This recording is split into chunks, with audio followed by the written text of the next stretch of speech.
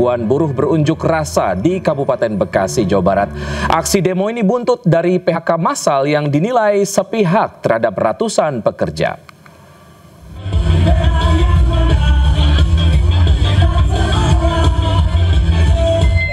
Tak ada sedikit pun dalam pikiran kita sebagai buruh, Ribuan buruh dari Serikat Pekerja KSPSI seprovinsi Jawa Barat menggelar aksi unjuk rasa di depan PT Multistrada Arah Sarana Tbk di Jalan Raya Pantura Lemah Abang, Cikarang Timur, Kabupaten Bekasi, Jawa Barat. Akibat aksi unjuk rasa ribuan buruh ini, arus lalu lintas di Jalan Raya Pantura Bekasi dari arah Kabupaten Bekasi menuju Karawang dan juga sebaliknya sempat lumpuh.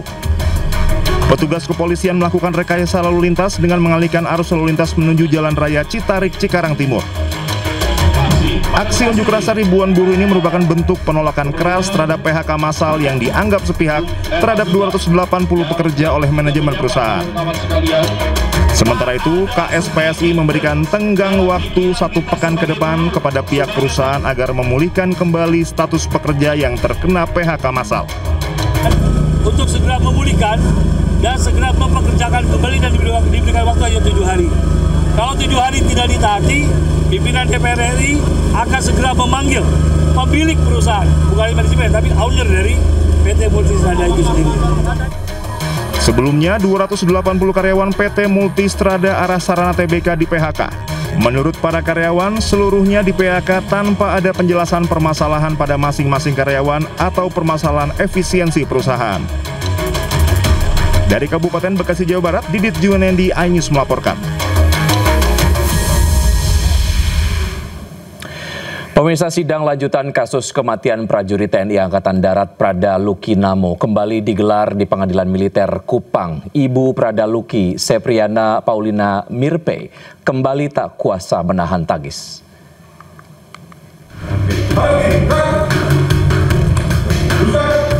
Sidang lanjutan kasus kematian prajurit TNI Prada Luki Namo dengan agenda pemeriksaan saksi kembali digelar di Pengadilan Militer 315 Kupang. Pada sidang kali ini, majelis hakim menghadirkan saksi Pratu Petrus Kanisius Wae yang sebelumnya tidak hadir di persidangan. Namun dalam kesaksiannya, Pratu Petrus banyak memberikan jawaban lupa dan tidak tahu, hingga membuat suasana persidangan menegang. Ibu korban, Sepriana Paulina Mirpe, tak kuat menahan tangis dan keluar ruang sidang. Dari para tersangka ini yang paling keji, Mama lihat itu si Made Juni itu dan si Ngajuru, dan juga ini dan si intelnya ini si Thomas Awi itu, dan satu lagi bamaknya Andri Maklori. Mereka itu manusia-manusia yang sangat keji, yang istilahnya tidak punya hati kasih. Kalau soal Made Juni sendiri? Kalau soal Made Juni, tanggapan Mama, dia sungguh keterlaluan. Perbuatan dia tidak manusiawi, dan kalau kita sebagai manusia memiliki akal sehat, wajar tidak dia menyuruh seperti itu dilihat semua orang. Berarti kalau kita harus tes dia dulu, kejiwaan dia sepertinya terganggu.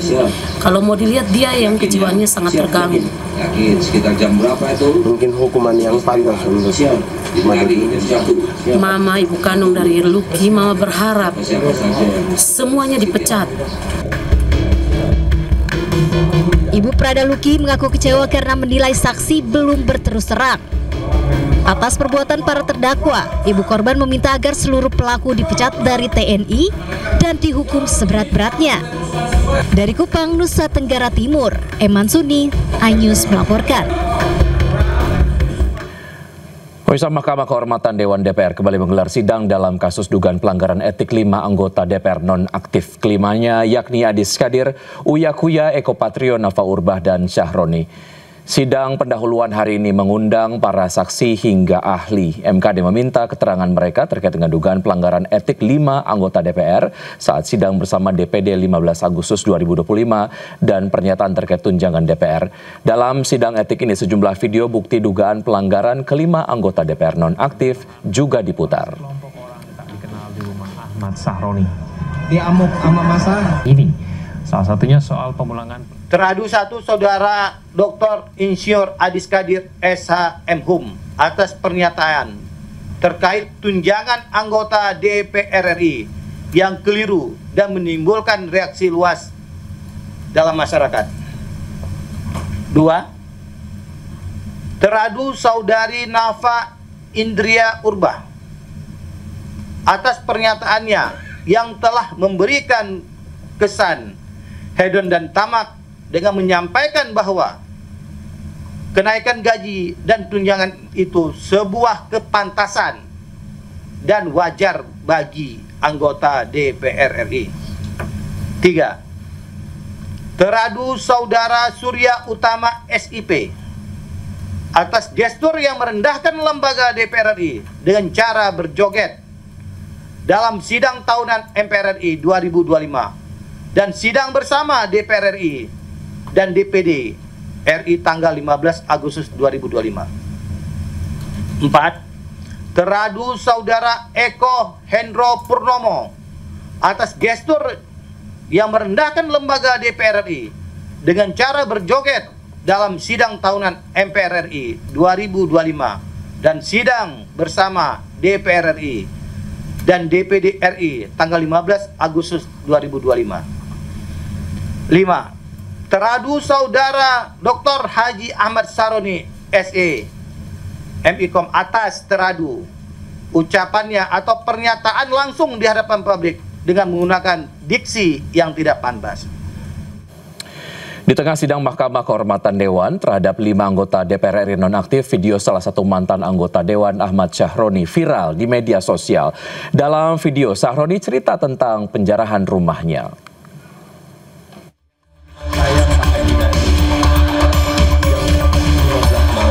Sempat menghilang usai rumahnya di Tanjung Priuk, Jakarta Utara dijarah masa pada akhir Agustus 2025, politisi Partai Nasdem Ahmad Sahroni kembali muncul di hadapan publik. Dalam video yang beredar di dunia maya, Sahroni terlihat menggelar acara pengajian dan doa bersama di halaman rumahnya. Sahroni juga menceritakan pengalamannya terjebak dalam rumah yang dijarah massa. Saat itu, ia mengaku tak bisa melarikan diri kemana-mana dan hanya bisa bersembunyi dari amukan massa sampai menghancurkan plafon rumahnya. Jadi ada 3 orang Bapak Ibu menghampiri di kamar mandi, ngelihat saya dan bertanya sama saya. Kebetulan muka saya kasih debu dan sebelumnya saya ngumpet di atas plafon. Plafonnya nggak kuat, saya jatuh. Akhirnya plafonnya saya hancurin sekalian, tapi pintu kamar mandinya saya buka. Kalau Bapak Ibu tahu, saya kayak main film, dramanya luar biasa. Sebelumnya anggota DPR RI nonaktif yang juga dikenal sebagai Crazy Rich Tanjung Priuk menjadi sorotan publik akibat pernyataannya dalam menanggapi maraknya aspirasi pembubaran DPR pasca isu kenaikan tunjangan anggota dewan. Ucapan bernada menghina rakyat tersebut memicu gelombang kecaman luas. Pada 30 Agustus, massa berkumpul untuk berorasi di depan rumah mewah milik Sahroni hingga terjadi kericuhan dan penjarahan. Dari Jakarta, tim liputan iNews melaporkan. Beralih ke informasi lain, pemirsa, artis Onadio Leonardo dibawa pihak kepolisian untuk menjalani pemeriksaan asesmen di BNNP DKI Jakarta. Proses asesmen dilakukan penyidik atas permintaan keluarga. Setelah sebelumnya Onadio menjalani serangkaian tes kesehatan, hari ini Onat dibawa ke BNNP DKI Jakarta untuk menjalani asesmen guna menjalani proses rehabilitasi. Asesmen ini dilakukan atas permintaan pihak keluarga. Meski demikian, terkait barang bukti yang ditemukan dan hasil proses pemeriksaan sebelumnya, polisi belum bisa menjelaskan lebih lanjut karena masih menunggu hasil asesmen dari BNNP DKI Jakarta. Untuk kegiatan hari ini adalah melaksanakan asesmen terhadap terduga pengguna narkotika inisial OL di BNNP. Kondisi Onat sejauh ini? Untuk kondisi OL sampai saat ini dalam keadaan sehat-sehat saja dan baik. Dari asesmen ini apa dan hasilnya akan mempengaruhi apa di akhir Kasus kematian seorang dosen yang jasadnya ditemukan tewas di rumahnya di perumahan Al-Kausar di Kabupaten Bungo, Provinsi Jambi akhirnya terungkap. Polisi akhirnya tangkap pelaku yang merupakan anggota polisi dari Polres Tebo di Kabupaten Tebo, Jambi.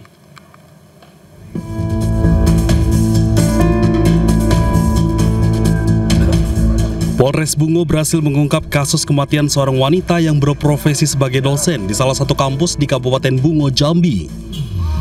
Dari hasil penyelidikan polisi, pelaku diamankan setelah melakukan pemeriksaan digital dan analisa chat WhatsApp korban dan keluarga. Hingga diketahui motif sakit hati terhadap korban karena pelaku memiliki hubungan emosional. Sebelumnya jasad korban Erni Yurnita, 37 tahun ditemukan oleh rekan yang datang ke rumah korban, namun rumah korban dalam keadaan sepi dan mendapati pintu belakang rumah korban tidak terkunci. Penyidik menemukan keterkaitan dengan seorang oknum anggota Polri yang berdinas di Polres Tebo berinisial W. Setelah dilakukan pemeriksaan, interogasi, pelaku mengakui telah melakukan pembunuhan terhadap korban. Pelaku sudah diamankan di Mapolres Bungo, sementara penyidik masih menunggu hasil autopsi terhadap korban untuk mengetahui motif dan cara pelaku membunuh korban. Dari Kabupaten Bungo, Jambi, Budi Utomo, iNews melaporkan. Sejumlah penerima bansos pilih mundur sebagai penerima lantaran rumah mereka wajib dipasangi stiker keluarga miskin. Selain itu, Dinas Sosial menemukan penerima bansos punya mobil saat petugas verifikasi ke rumah penerima manfaat.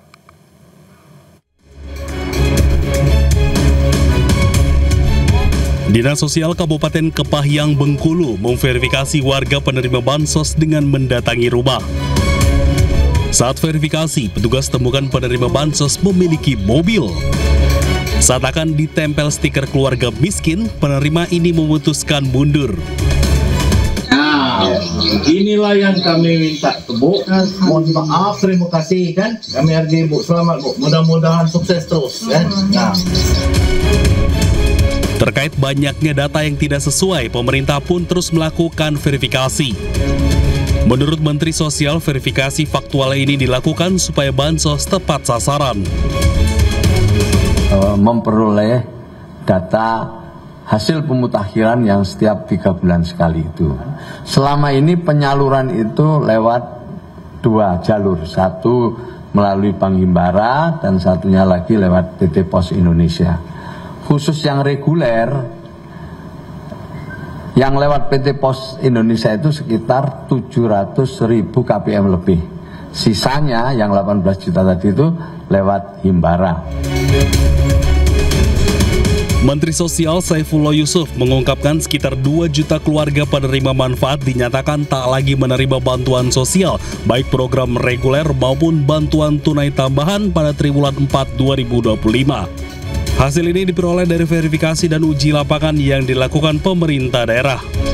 Tim Liputan iNews melaporkan. Ya, pemirsa, mengapa stiker berlabel miskin ditempel di rumah warga penerima bantuan sosial? Apakah selama ini penyerahan bansos tidak tepat sasaran sehingga perlu diberi tanda di rumah warga? Dan kita akan membahasnya bersama Menteri Sosial Saifullah Yusuf. Selamat malam, Pak Mensos. Selamat malam. Assalamualaikum. Waalaikumsalam, terima kasih sudah bergabung bersama kami. Semoga sehat selalu Pak Mensos.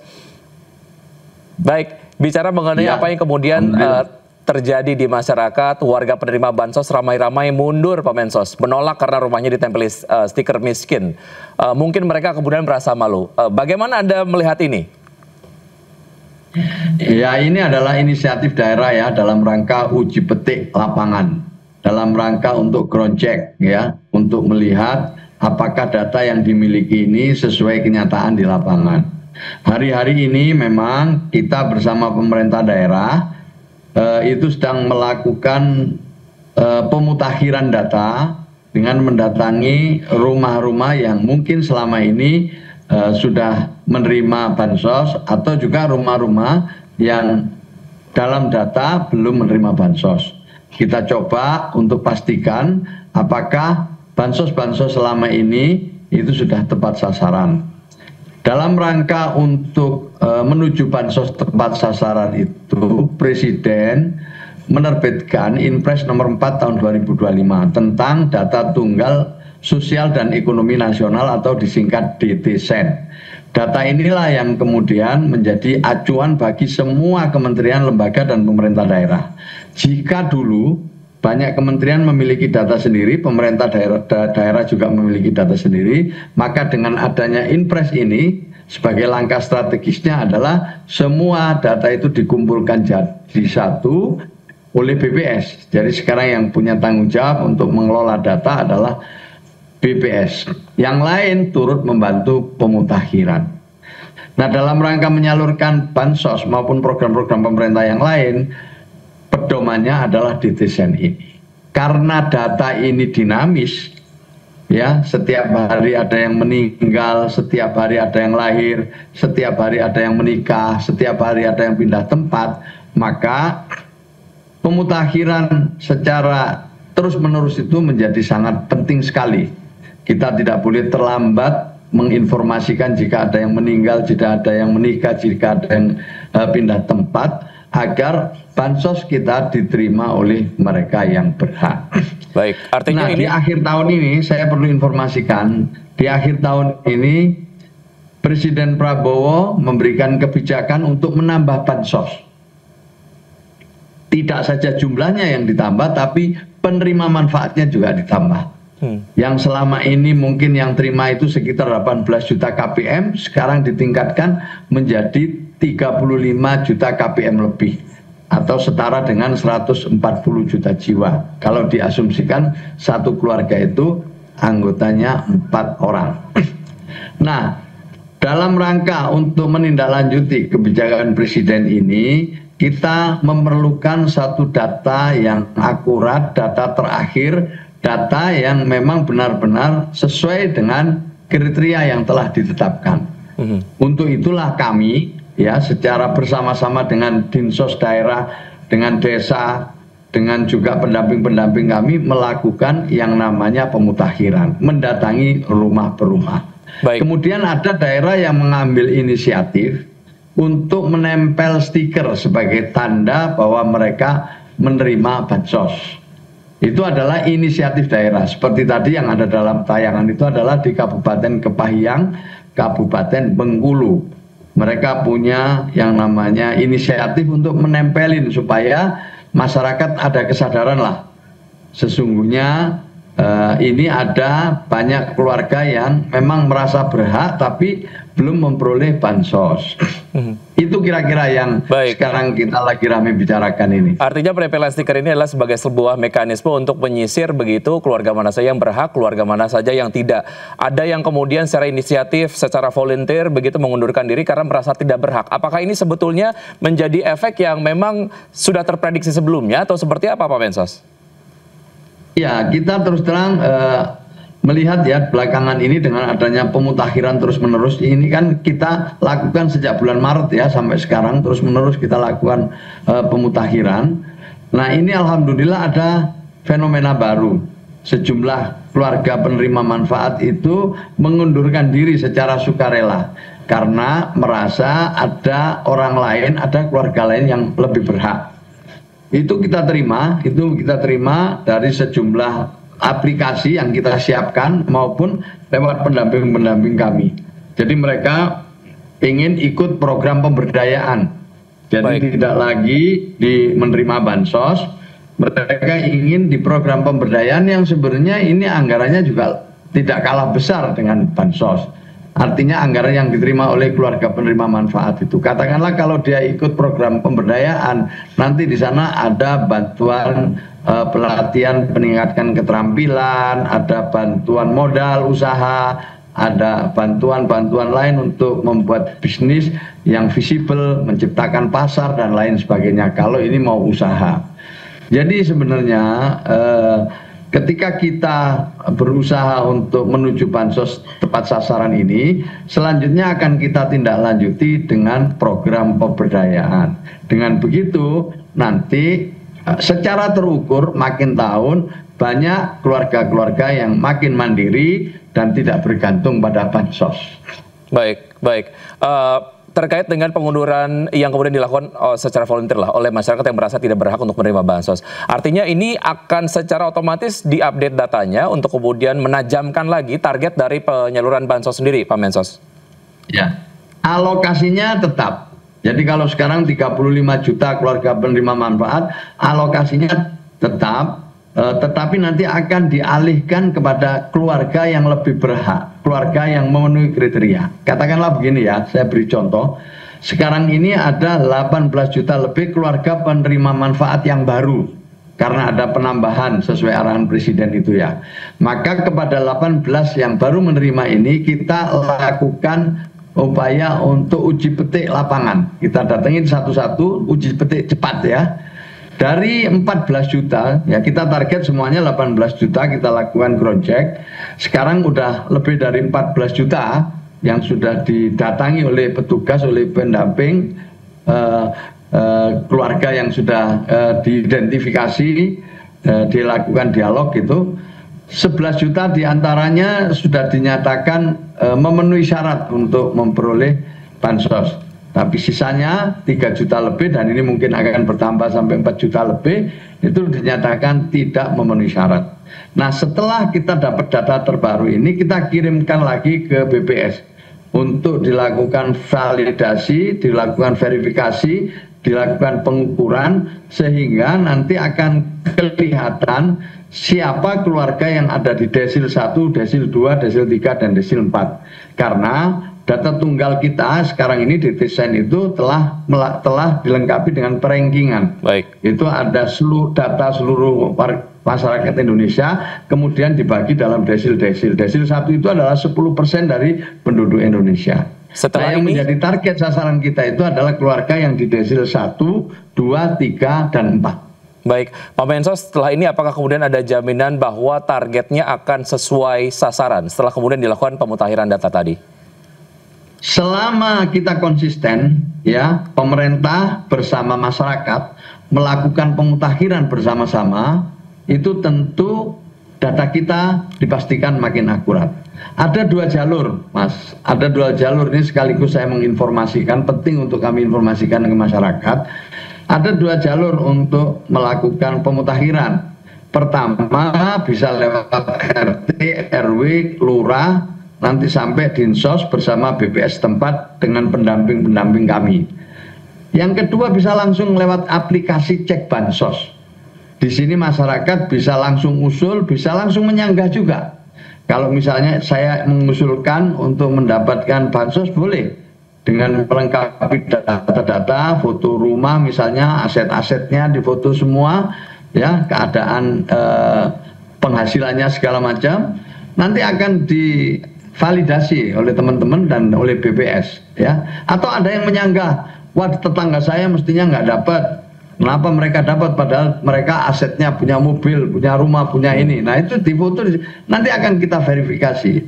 Dengan begitu masyarakat turut serta berpartisipasi atau terlibat di dalam pelaksanaan pemutakhiran data. Baik. Oh, kalau ada yang mengatakan saya tidak terbiasa menggunakan aplikasi, atau yang kedua kami juga udah RT RW tapi juga nggak ditanggepin, bisa juga misalnya ke comment center kita yang beroperasi selama 24 jam 021171, cukup diikutkan identitasnya, nanti kita akan lakukan respon ya. Baik. Dengan melihat data yang ada, dan kita akan datangi rumahnya lewat pendamping-pendamping atau lewat petugas-petugas kabupaten setempat atau kota setempat.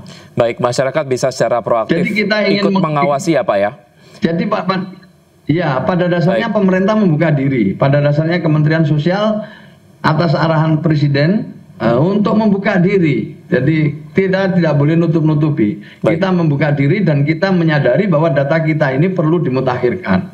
Bahkan kami juga datang ke PPATK untuk mengetahui profil penerima bansos.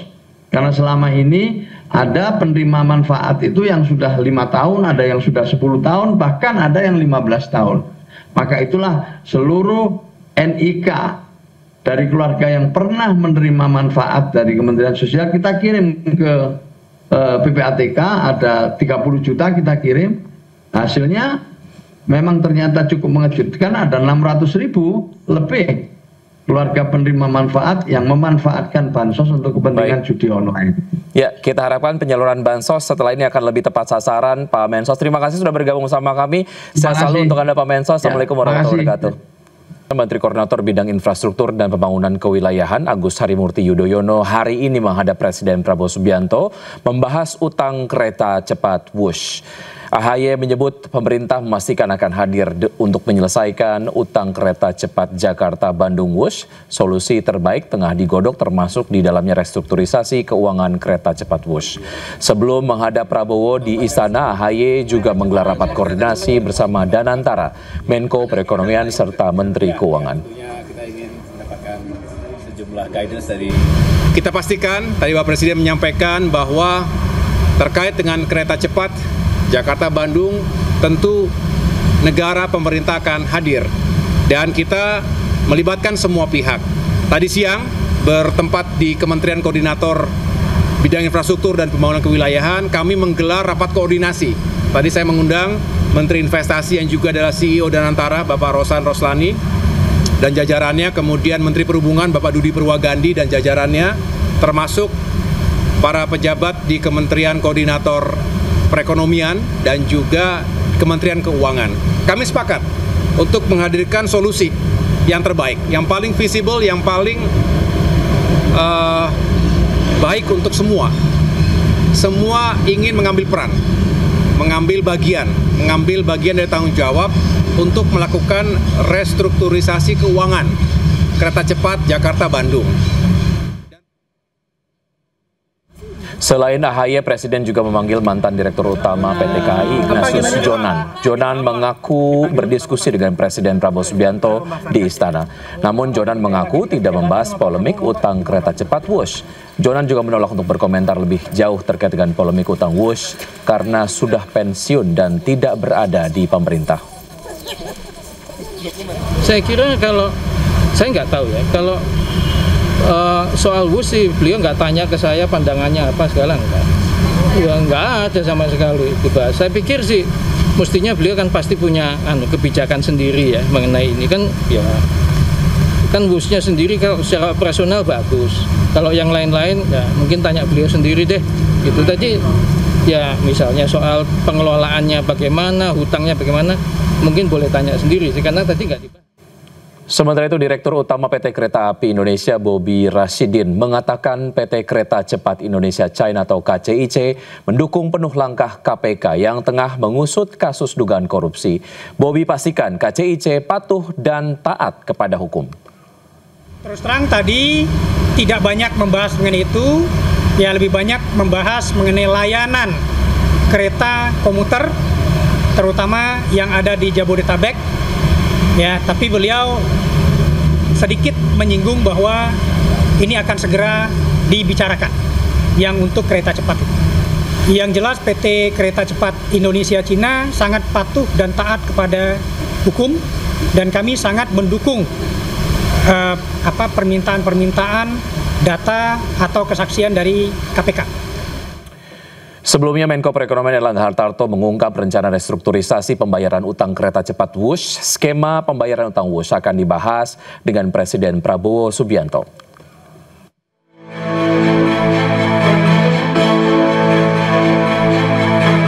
Skema pembayaran utang kereta cepat Wush masih menjadi polemik. Terkait hal ini, Menteri Koordinator Bidang Perekonomian Erlangga Hartarto menegaskan polemik mengenai restrukturisasi utang proyek kereta cepat akan dibahas secara khusus bersama Presiden Prabowo Subianto.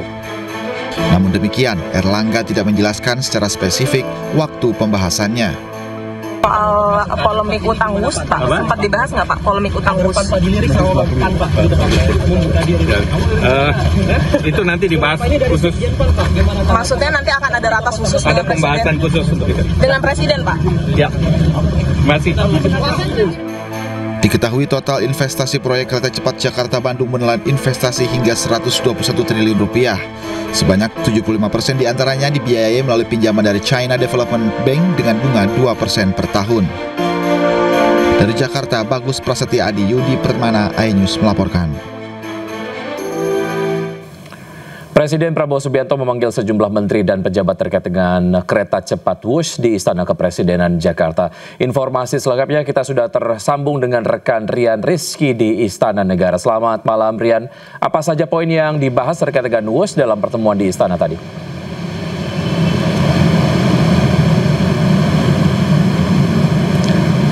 Baik, selamat malam Wiki. Memang hari ini Presiden Prabowo Subianto memanggil sejumlah Menteri Kabinet Merah Putih. Salah satunya Menteri Koordinator Bidang Infrastruktur dan Pembangunan Wilayahan Agus Harimurti Yudhoyono. Selain AHY, Presiden Prabowo juga mengundang Direktur Utama PT KAI Bobi Rosyidin dan juga mantan Menteri Perhubungan yakni Ignatius Jonan. Dalam pernyataannya, Menteri Koordinator AHY menyatakan bahwa Presiden Prabowo Subianto memastikan negara akan hadir untuk menyelesaikan kisru tentang utang kereta cepat Indonesia-Cina atau KCIC Jakarta-Bandung. Dan dalam kesempatan itu AHY juga menyatakan bahwa dirinya juga sudah melakukan rapat koordinasi dengan sejumlah kementerian khususnya dan antara pada tadi siang untuk membahas permasalahan tersebut. Dan AHY menyatakan bahwa memang seluruh kementerian juga mengambil peran untuk membahas atau menyelesaikan permasalahan ini. Dan sementara itu mantan Menteri Perhubungan Ignatius Jonan juga menyatakan bahwa dirinya hanya dipanggil untuk berdiskusi atau berdialog dengan Presiden Prabowo. Ia pun mengatakan bahwa dirinya itu diundang oleh Sekretaris Kabinet Teddy Indrawijaya. Meski demikian, Ignatius Jonan tidak menjelaskan secara rinci apa saja yang turut dibahas oleh dirinya ketika bertemu dengan Presiden Prabowo Subianto.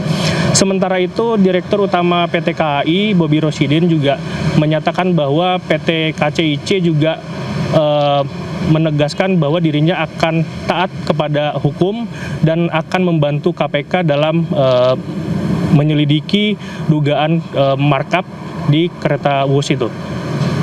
Demikian yang bisa saya laporkan, kembali ke studio. Rian, terima kasih atas informasi yang Anda sudah sampaikan. Selamat bertugas kembali. Pemirsa, TNI Angkatan Udara punya alutsista baru. Pesawat angkut terbesar Airbus A400M resmi mendarat di pangkalan TNI Angkatan Udara Halim Perdana Kusuma, Jakarta Timur. Pesawat yang dipesan pada tahun 2021 tersebut diserahkan langsung oleh Presiden Prabowo Subianto kepada TNI. Mohon izin, marilah sejenak kita melayangkan pandangan ke sisi kanan podium Gedung Pandawa. Mendarat di pangkalan TNI Angkatan Udara Halim Perdana Kusuma, Jakarta Timur, pesawat angkut berat Airbus A400M langsung disambut dengan prosesi water salute. Prosesi ini menjadi simbol penghormatan sekaligus penanda resmi bergabungnya pesawat angkut berat ke jajaran armada TNI Angkatan Udara. Setelah mendarat sempurna, Presiden Prabowo Subianto melakukan peninjauan pesawat termasuk melihat bagian dalam pesawat. Prabowo menyebut kehadiran Airbus A400M ini akan memperkuat kemampuan TNI dalam operasi kemanusiaan dan pertahanan. TNI adalah alat negara yang ikut sangat besar peranannya dalam menghadapi bencana, menghadapi kesulitan, menghadapi masalah-masalah kepentingan masyarakat. Jadi saya kira ini akan menambah kemampuan kita. Wilayah kita sangat besar, sebesar Eropa. Kemudian sekian belas ribu pulau, ya kan? Udara bagi kita sangat-sangat menentukan. Pesawat ini merupakan hasil kontrak kerjasama antara Kementerian Pertahanan RI dan Airbus Defense and Space yang ditandatangani pada Dubai Airshow 2021. Setelah resmi menjadi bagian dari armada TNI AU, pesawat ini akan beroperasi di bawah Skuadron 31 Lanut Halim Perdana Kusuma. Tim Liputan iNews melaporkan. Ya, pesawat raksasa terbaru milik TNI Angkatan Udara Airbus A400M telah tiba di tanah air. Dengan kapasitas mumpuni dan besar, pesawat memiliki sejumlah keunggulan dan mampu digunakan untuk berbagai misi.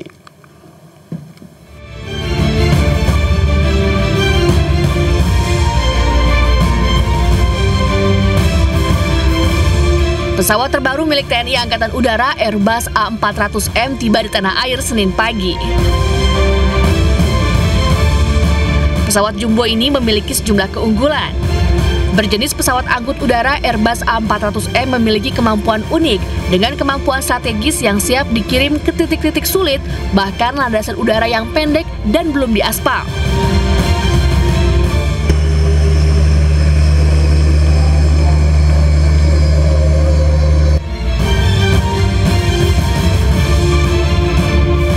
Pesawat ini mampu mengangkut muatan maksimum 37 ton dengan ketinggian maksimal 40.000 kaki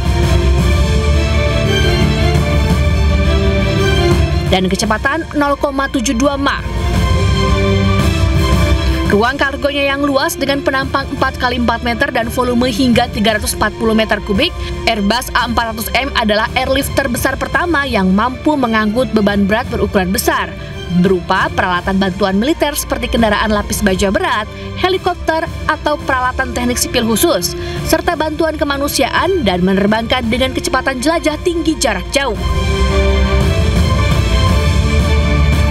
Dengan kapasitas bahan bakar internal 51 ton, Airbus A400M mampu memuat lebih banyak bahan bakar untuk jangkauan yang lebih jauh. Pesawat ini juga dilengkapi dengan 2 pod untuk mengisi bahan bakar pesawat tempur dan helikopter. Ruang kargo yang luas milik Airbus A400M bisa digunakan untuk berbagai misi dan mampu memuat 54 pasukan dengan 9 kendaraan militer, 116 personel dengan peralatan siap tempur hingga evakuasi aeromedis. Tim Liputan iNews melaporkan. Bangunan SMKN 1 Gunung Putri ambruk saat hujan deras guyur kawasan tersebut. Akibatnya sejumlah siswa dikabarkan luka-luka.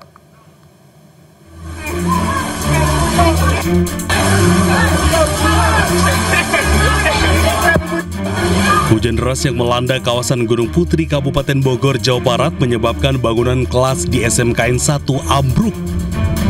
Siswa yang masih berada di sekolah langsung berhamburan menyelamatkan diri. Dalam peristiwa ini, sedikitnya 27 orang mengalami luka-luka. Seluruh korban langsung dievakuasi dan dibawa ke Puskesmas Gunung Putri dan 7 diantaranya dibawa ke rumah sakit. Nah, tadi jadi lagi sedang hujan deras ya, tapi kebetulan anak-anak juga kelas sudah selesai. Nah, ini yang nunggu hujan, tiba-tiba ambruk. Usai kejadian, petugas langsung memasang garis polisi agar tidak ada yang mendekat ke lokasi kelas yang ambruk. Petugas juga tengah melakukan pemeriksaan struktur bangunan yang tersisa untuk mengantisipasi adanya reruntuhan susulan. Dari Kabupaten Bogor, Jawa Barat, Cahyat Supriyatna, iNews melaporkan. Sementara itu, hujan deras yang melanda Bogor menyebabkan pohon angsana berukuran besar di Jalan Pajajaran, Kota Bogor, tumbang. Akibatnya satu angkutan kota yang tengah berteduh tertimpa hingga ringsek.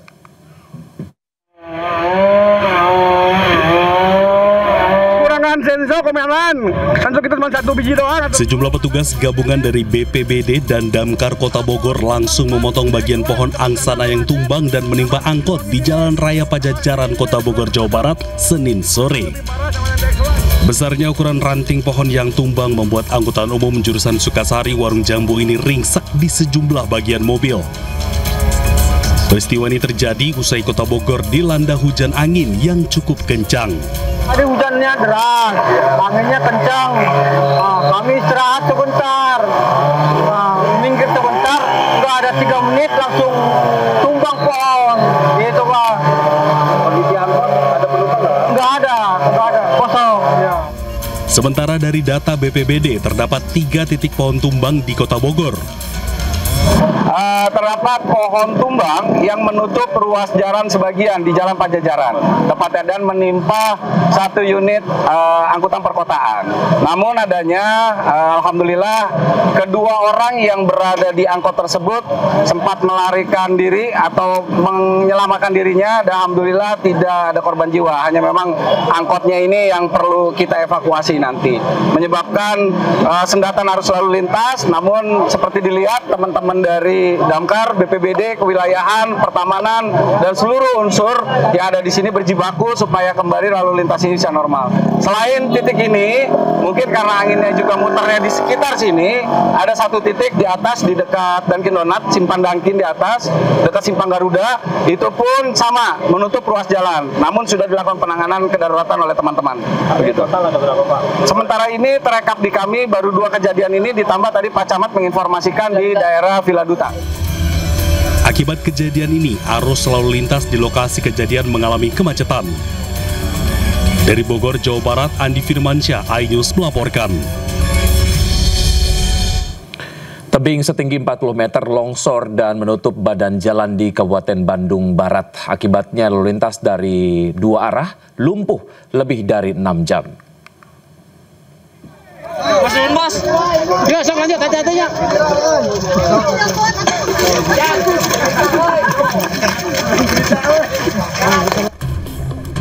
Hujan deras yang mengguyur wilayah Kabupaten Bandung Barat sejak Minggu malam mengakibatkan longsor di kawasan Pasir Langu, Kecamatan Cisarua pada Senin pagi. Tebing setinggi sekitar 40 meter runtuh dan menutup akses jalan utama yang menghubungkan Cikalong Wetan dengan Lembang. Meski tidak ada korban jiwa, arus lalu lintas 2 arah lumpuh lebih dari 6 jam. Warga yang hendak beraktivitas terpaksa berjalan kaki melewati timbunan tanah agar tetap bisa melanjutkan perjalanan. Petugas BPBD Kabupaten Bandung Barat bersama warga dan 1 unit truk pemadam kebakaran dikerahkan membersihkan material longsor menggunakan alat semprot air. Ya, kepada Pak Bupati untuk memerintahkan alat berat lah, untuk mendatangkan alat berat, yang kecil juga bisa.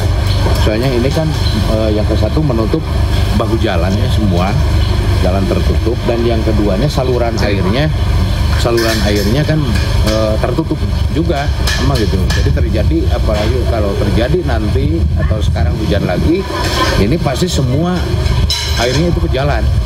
Jadi merusak jalan ini. Selain di wilayah Pasir Langu, longsor juga terjadi di sejumlah titik lain di Kecamatan Cisarua seperti kawasan Tugu Mukti.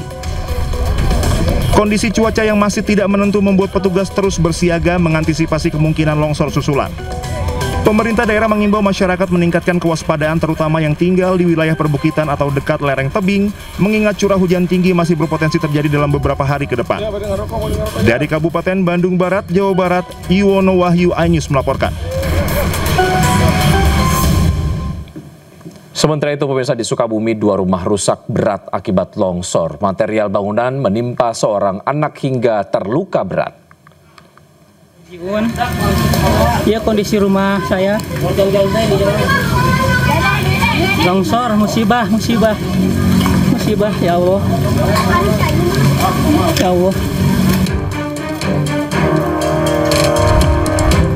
Hujan deras dengan intensitas tinggi menyebabkan 2 rumah di Kampung Bojongkopo, Desa Ubruk, Warung Kiara, Kabupaten Sukabumi, Jawa Barat rusak berat usai diterjang longsoran tembok penahan tanah.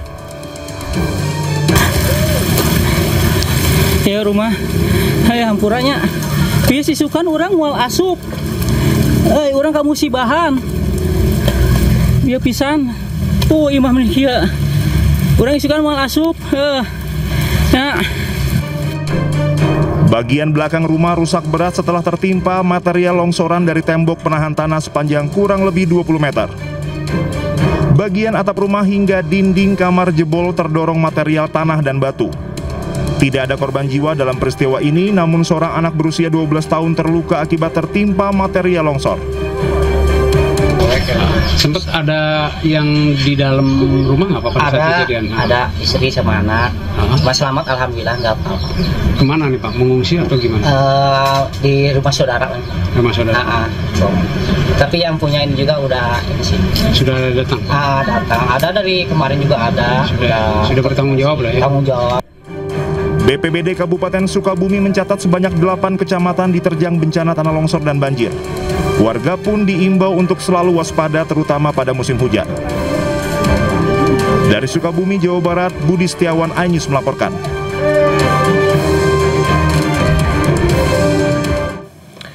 Kita ke informasi lain, pemirsa. Komisi Pemberantasan Korupsi kembali melakukan operasi tangkap tangan di Riau. Salah satu yang dikabarkan ditangkap adalah Gubernur Riau, Abdul Wahid. Adanya OTT ini dibenarkan oleh juru bicara KPK, Budi Prasetyo, yang menyebut ada 10 orang yang ditangkap. Namun Budi enggan menjelaskan lebih lanjut mengenai OTT tersebut, termasuk terkait kasus apa. Benar ada kegiatan tangkap tangan yang KPK lakukan di wilayah Provinsi Riau. Saat ini atau sampai dengan saat ini ada sekitar sejumlah 10 orang yang diamankan dalam kegiatan tangkap tangan. Tim masih di lapangan dan masih terus berprogres, jadi nanti kita akan terus update perkembangannya. Ya, untuk mengetahui informasi lebih lanjut kita sudah tersambung dengan rekan Nur Habibi dari Gedung KPK Jakarta. Selamat malam Habibi, apakah sudah ada informasi kalau Gubernur Riau akan dibawa ke Jakarta?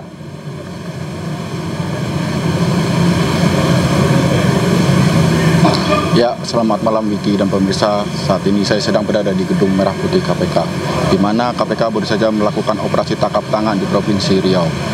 Di mana dari operasi tangkap tangan tersebut 10 orang diamankan, semuanya merupakan penyelenggara negara. Di mana salah satunya adalah Gubernur Riau Abdul Wahid.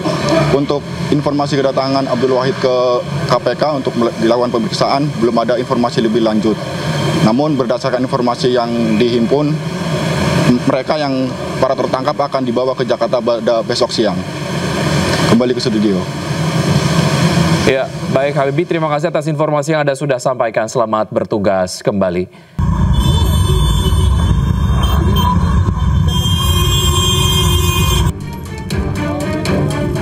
Sebuah minibus yang dikendarai seorang wanita terbakar di Jalan Kemanggisan Raya, Palmerah, Jakarta Barat. Mobil yang melaju dari arah Kebon Jeruk menuju Palmerah tiba-tiba mengeluarkan asap tebal dari bagian kap mesin. Disusul kobaran api yang tiba-tiba membesar dan menghanguskan seluruh bagian depan mobil. Sementara pemilik mobil berhasil menyelamatkan diri. Api berhasil dipadamkan sejumlah warga dan petugas pemadam kebakaran menggunakan alat pemadam ringan. Petugas Pamapta dan tim Inafis Polres Metro Jakarta Barat yang tiba di lokasi langsung melakukan proses identifikasi. Diduga mobil terbakar akibat korsleting kelistrikan pada mobil. Percikan api pertama kali muncul dari mana, Pak? Dari depan sini. Dari bagian kap? Iya, dari bagian kap. Yang mengendarai wanita apa pria? Wanita. Gede itu apinya, lama-lama gede. Udah. Dia juga panik kan, saya juga panik juga kan. Akibat insiden ini, arus lalu lintas di Jalan Kemanggisan Raya menuju Palmerah, Jakarta Barat sempat mengalami kemacetan. Dari Jakarta, Miftahul Gani, iNews melaporkan. Pemirsa, kasus kematian seorang dosen yang jasadnya ditemukan tewas di rumahnya di perumahan Al-Kausar di Kabupaten Bungo, Provinsi Jambi akhirnya terungkap.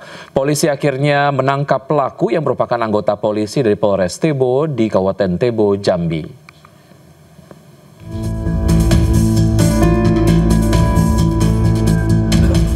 Polres Bungo berhasil mengungkap kasus kematian seorang wanita yang berprofesi sebagai dosen di salah satu kampus di Kabupaten Bungo, Jambi. Dari hasil penyelidikan polisi, pelaku diamankan setelah melakukan pemeriksaan digital dan analisa chat WhatsApp korban dan keluarga. Hingga diketahui motif sakit hati terhadap korban karena pelaku memiliki hubungan emosional. Sebelumnya jasad korban Erni Yurnita, 37 tahun ditemukan oleh rekan yang datang ke rumah korban, namun rumah korban dalam keadaan sepi dan mendapati pintu belakang rumah korban tidak terkunci. Kapolres Bungo AKBP Natalia Eko Cahyo mengatakan bahwa pelaku membunuh korban karena urusan pribadi dan memang pelaku merupakan anggota Polri aktif yang bertugas di Polres Tebo. Penyidik menemukan keterkaitan dengan seorang oknum anggota Polri yang berdinas di Polres Tebo berinisial W. Setelah dilakukan pemeriksaan, interogasi, pelaku mengakui telah melakukan pembunuhan terhadap korban. Pelaku sudah diamankan di Mapolres Bungo, sementara penyidik masih menunggu hasil autopsi terhadap korban untuk mengetahui motif dan cara pelaku membunuh korban. Dari Kabupaten Bungo, Jambi, Budi Utomo, iNews melaporkan. Sidang lanjutan kasus kematian prajurit TNI AD Prada Luki Namo kembali digelar di Pengadilan Militer Kupang. Ibu korban Sepriana Paulina Mirpe kembali tak kuasa menahan nangis.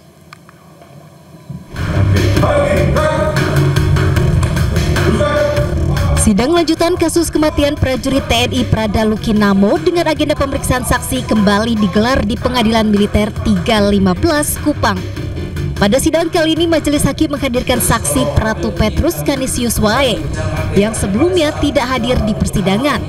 Namun dalam kesaksiannya, Pratu Petrus banyak memberikan jawaban lupa dan tidak tahu, hingga membuat suasana persidangan menegang. Ibu korban Sepriana Paulina Mirpe tak kuat menahan tangis dan keluar ruang sidang.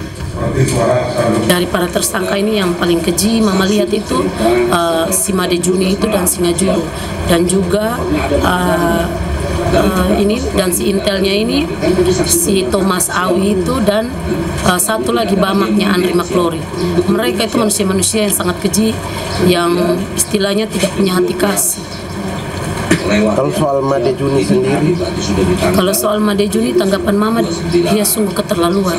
Perbuatan dia tidak manusiawi, dan kalau kita sebagai manusia memiliki akal sehat, wajar tidak dia menyuruh seperti itu dilihat semua orang. Berarti kalau kita harus tes dia dulu, kejiwaan dia sepertinya terganggu. Kalau mau dilihat, dia yang kejiwaannya sangat terganggu. Sekitar jam berapa itu? Mungkin hukuman yang pantas untuk Mama, ibu kandung dari Luki, Mama berharap semuanya dipecat. Ibu Prada Luki mengaku kecewa karena menilai saksi belum berterus terang. Atas perbuatan para terdakwa, ibu korban meminta agar seluruh pelaku dipecat dari TNI dan dihukum seberat-beratnya. Dari Kupang, Nusa Tenggara Timur, Eman Suni, iNews melaporkan. Pemirsa, sejumlah abdi dalam keraton Selasa siang mulai melakukan prosesi bedah bumi atau penggalian liang lahat yang akan digunakan sebagai makam Susuhunan Pakubuwono ke-13. Rencananya Raja Surakarta akan dimakamkan secara tertutup pada Rabu siang di makam Raja-Raja Imogiri, Daerah Istimewa Yogyakarta.